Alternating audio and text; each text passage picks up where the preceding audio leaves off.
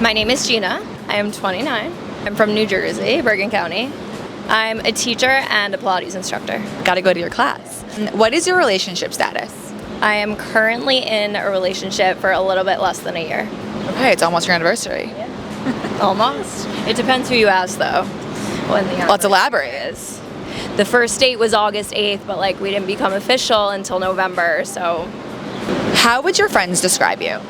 My friends would describe me as outgoing, very optimistic, and thoughtful. All good words. What do you believe is the most important quality in a long-lasting relationship? I think the most important thing in a long-lasting relationship is commitment, but not in the sense that yes, we're committed and we're loyal, but yes, that's important, but in the sense that we are committed to making this work kind of thing. And then also communication is number one, because without that there's no commitment, there's no anything else. I totally agree with you. People in my life always say that my favorite word I always say is communication. It's the most important thing in a relationship, because you can't assume someone knows how you're feeling or what you're thinking. You have to openly communicate that. So I couldn't agree more. Yeah, that's absolutely my biggest thing and probably my biggest takeaway from all my past relationships. Yeah. What's the most important lesson you've learned from past relationships? Going back to communication, I think that I'm really bad at expressing my feelings and figuring out how I feel, but I think communicating how I do feel is probably the biggest thing I've learned that is so important, and also just honoring my self-worth. I've been in too many toxic relationships in the past, so I feel it came to a point where I was I realize what I'm doing to myself and why am I doing that. What does emotional intimacy mean to you? When someone is allowing me the space to feel my feelings and makes me feel comfortable feeling my feelings, so that I'm not shying away from it and bottling them up. Yeah.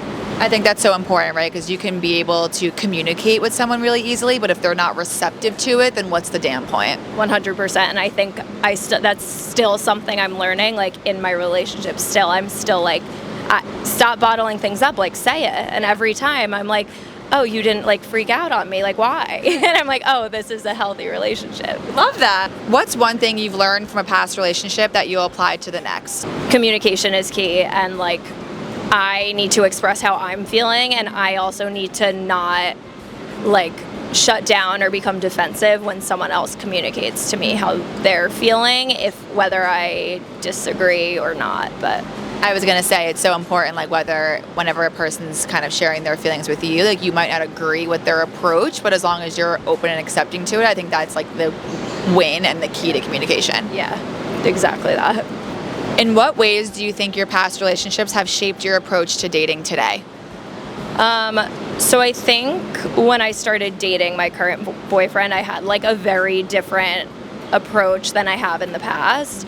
I think in the past, I now looking back on it, realized I was more emotionally closed off than I thought I was. I thought I was ready to go out there and date, and I just simply wasn't. Right. And then when I met my boyfriend and we started dating, I was oh, I'm ready, and I'm ready to show up and be here and be vulnerable. And I was just I think it just helped me to be open from the start rather than holding it in. And I was if I'm open from the start and it doesn't work out, that's for a reason. Right. But if I'm open from the start and it works out, that's also a great sign. What is the best piece of dating advice you've ever received or given that you would want to share?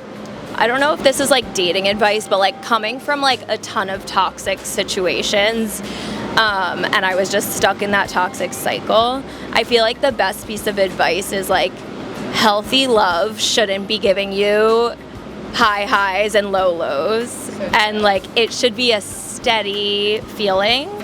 And it shouldn't be consuming your brain at all.